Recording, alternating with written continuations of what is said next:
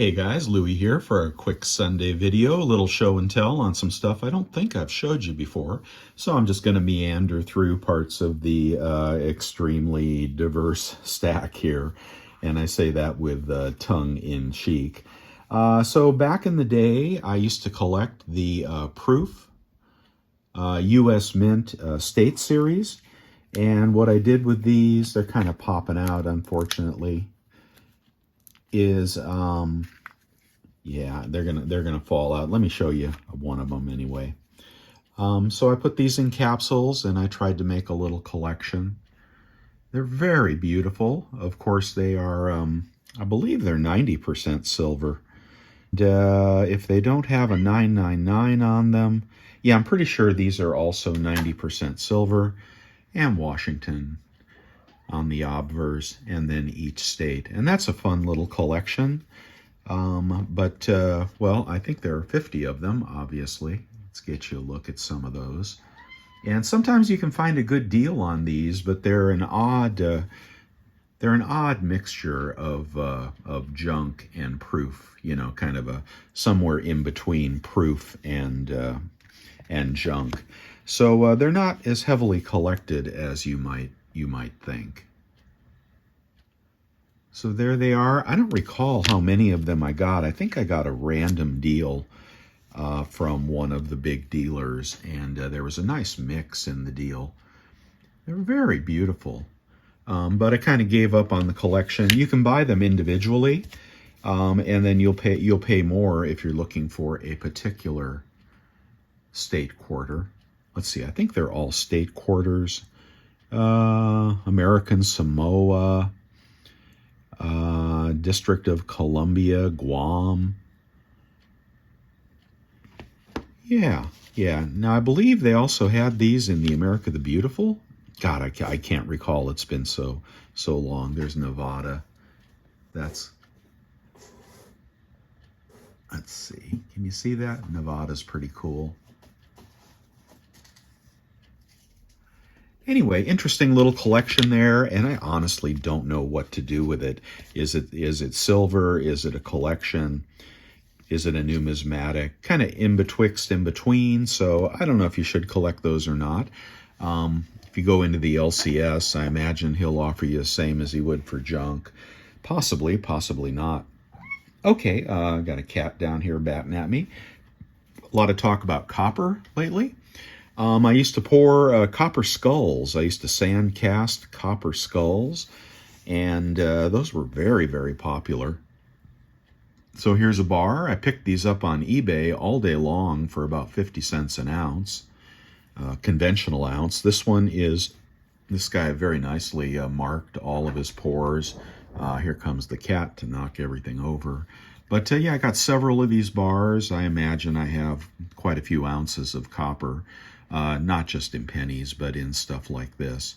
So today, I don't know what that sells for. Maybe $1.50, maybe $1. Of course, with copper being about $5 an ounce. I'm sorry, $5 a pound.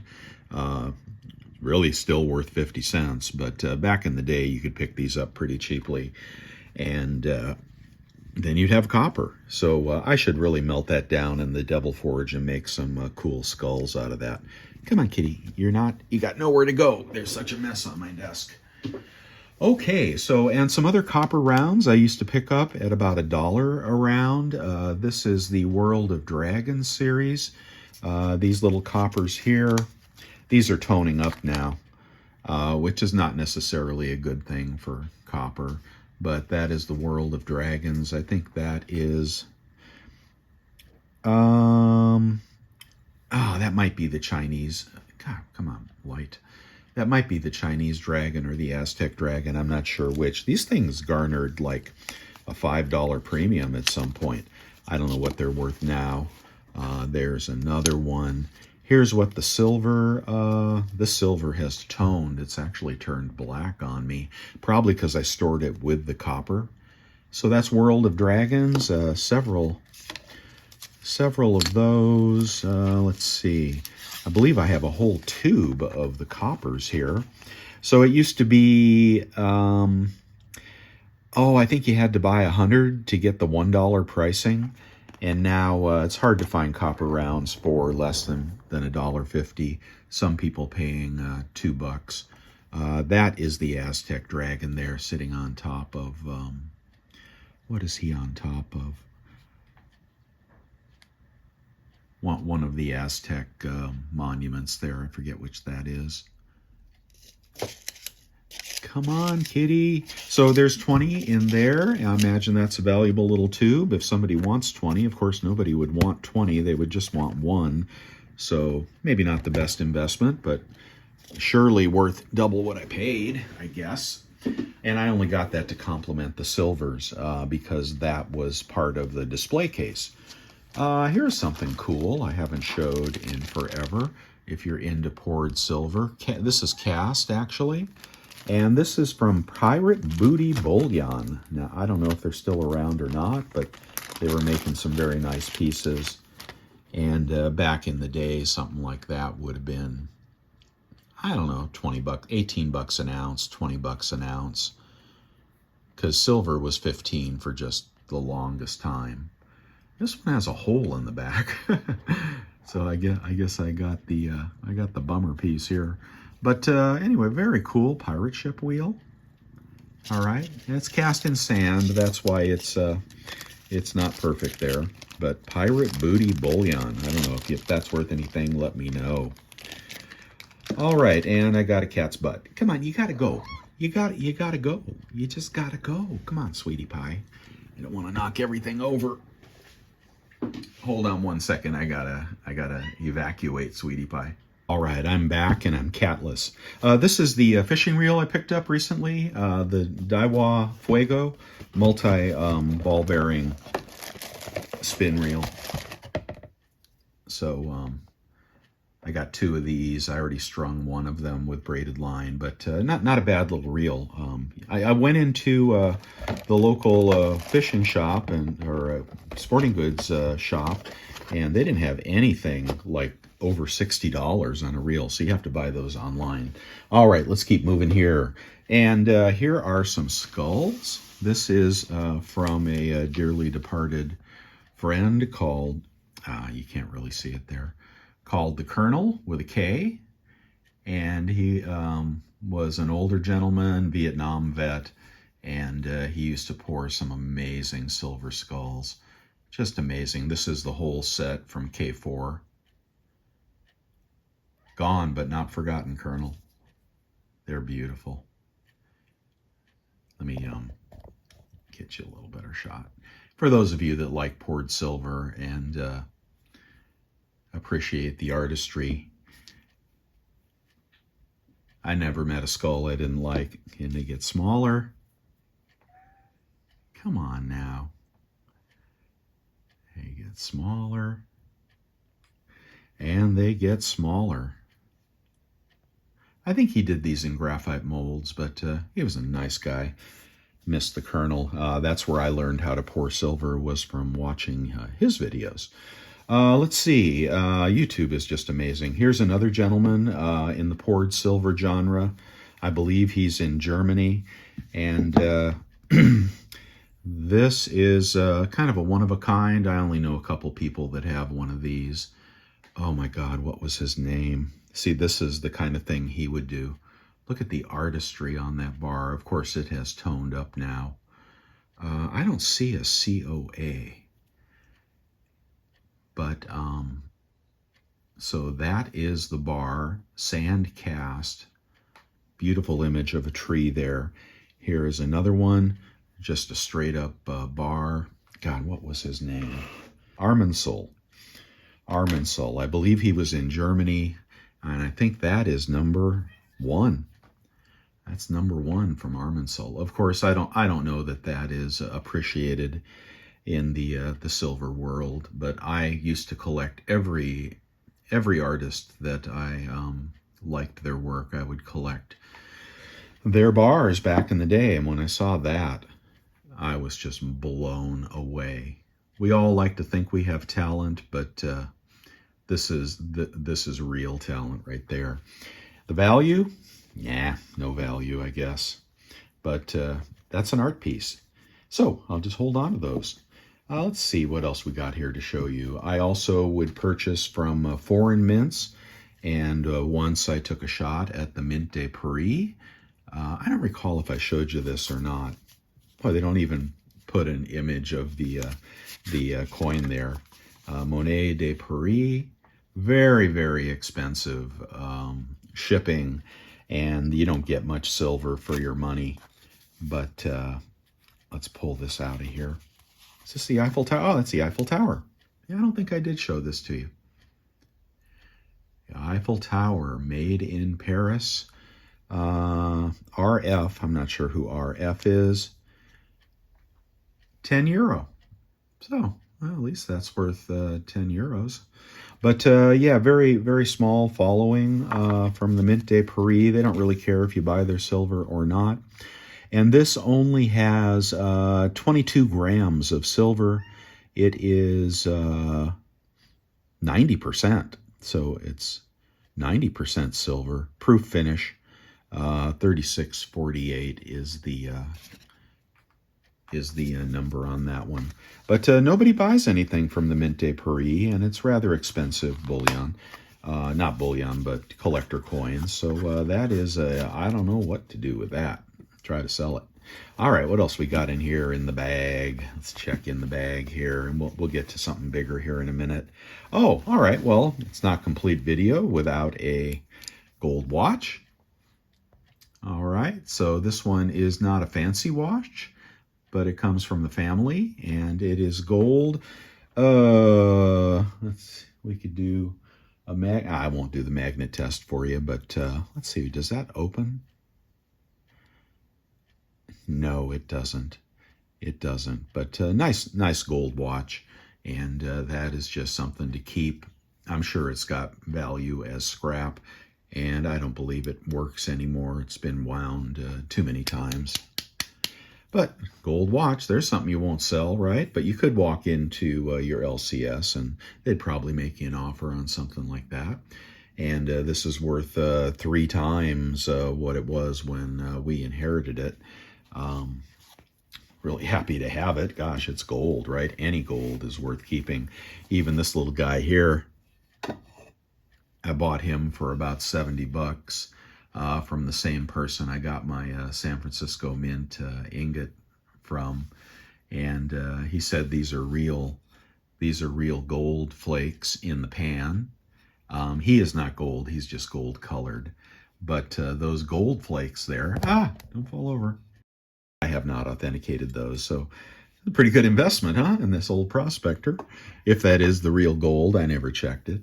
Here's something from Germania Mint, which I'll likely be selling, but these were going for big money, and now I see they've fallen off quite a bit.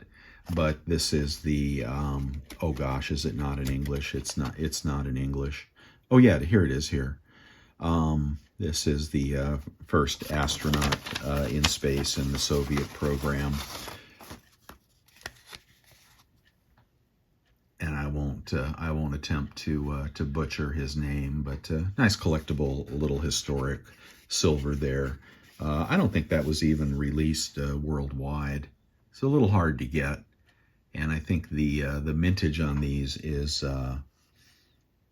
15,000. So that's a rare Germania Mint product. And is it a coin? It is a 10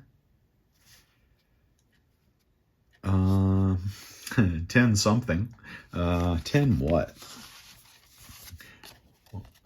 This is a 10 Nobens. I don't know what a Noben is. Is that Russian? Is a Noben a Russian? I don't know, but anyway, so that's interesting, but something I'll probably sell. And let's put that baby away. We'll show you something big here. All right, the other day I was talking about don't get friendly with Grandpa over at Gov Mint. So this is the kind of thing we'll have to zoom out on this. I vacuum seal things when I'm really paying attention. So, 2015, 5 ounce Great Britain Britannia. I used to buy one of these a year at least. Now you have to forgive the vacuum sealing there. You just want to keep those really nice, but that's the kind of thing that they will sell you. One of the first 500 struck, PF70 Britannia. And if it doesn't milk spot, you'll still lose money on something like that unless you hit a really, really hot coin. So this is why, in the early days, I would buy stuff like this from Germania Mint because I had the funds to do so, and I always liked the British Royal Mint's products. They're exceeded only by their packaging. I should show you the box on this. Hold on one second. So it would come in a box like that, very beautiful. Inside is a cardboard box. Inside the cardboard box is a leatherette box. And then when you open that, there's no coin in here because I've vacuum sealed that and stashed that away somewhere. But then you would get a beautiful presentation box like this. So the quality of the box is actually better than the quality of the coins, but it was always very satisfying to buy these, and I would sell a few. But the market fell apart for stuff like this, and I stopped buying them after I tried to do a return once, and I could not do the return because it kept getting held up in customs and then came back to me. Literally impossible to return something from America to the Royal British Mint. And since they are prone to milk spotting, you might need to. So that's why I only buy those domestically, and I don't buy them at all anymore. But you'd buy that domestically because then you could return it if it showed up with a milk spot. But the problem is sometimes the milk spots will show up 6 months later, maybe even a year later. So, I just don't recommend British proof coins. Not that I haven't bought my share, but I think they're too dangerous to stack. And if you're in the UK and you can navigate a return to the British Royal Mint, then you may appreciate these. But generally, they're just overpriced presentation pieces. So we'll put this away. And the value of this, I think I've actually lost money on this 5-ounce coin because I guarantee that was pricey in the day. And there is Queen Elizabeth. But, that's the kind of thing you got to sell. You got to sell something like that eventually. And where are you going to sell it? The watch. Here is another Britannia set. I used to buy one of these a year. And I imagine they were a couple $100 at least. Again, beautiful packaging. This is the 6-coin silver proof set.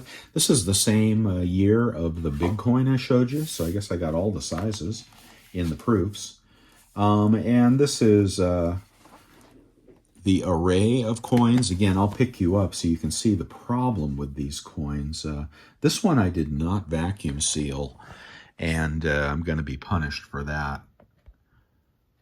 Let's see. That one looks okay. This one's got hazing on it, unsellable. That one may be okay. Well, they haven't tarnished too much, but coins do tarnish in the airtights. These are very specific British airtights. You'll probably never be able to buy one.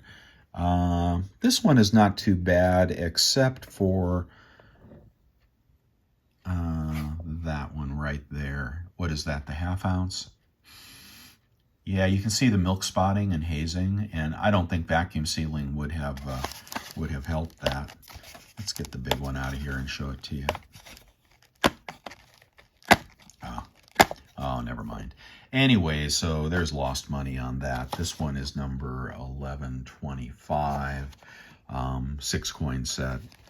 It's basically, without a complete perfect set, basically a little more than melt. So that's a mistake, picking that up and holding on to it. All right, what else we got for you? Because, not everything's a winner, right? Oh, I guess that's about all I'll show you today. Just some weird stuff for you to take a look at. Enjoy your Sunday. Sorry for the video quality here. Kind of in between the light. Yeah, the Colonel, he used to make hundreds of these little skulls, and he'd line them up, and he'd call them his skull army. Some of my friends remember him. Very cool dude. Oh, here we go. Here's a dragon that is I didn't show you. Let's see. This is a World Trade Unit. Let's see. What is the island on this? Queen Elizabeth, Helena. So currency of Helena. This is a restrike. God, my light. This is a restrike of a trade dollar. These were very popular and very beautiful. There are several of the dragon coins in the trade dollar restrikes. I don't know what the value on that would be. Looks like she's got a little smuts on her cheek there. Let's see if I have another one. There's another one there. Isn't that beautiful? Trade dollar restrikes. I forget who did these. I don't know why there is... maybe that's a raised feature. Well, let's take it out of there and see if that's on the coin. Boy, terrible effigy, huh? She looks like kind of like a zombie there. I don't know if that's just that her cheek is raised or what, but the side people care about would be this side here. All right, that's enough of that. There are several of those. I think I bought them all, but some of them I have let go. Let's see, anything else? All right, I think that'll just about do it. And hope you're having a wonderful Sunday. Hope you enjoyed the show and tell, and go out and do some fishing. See you guys.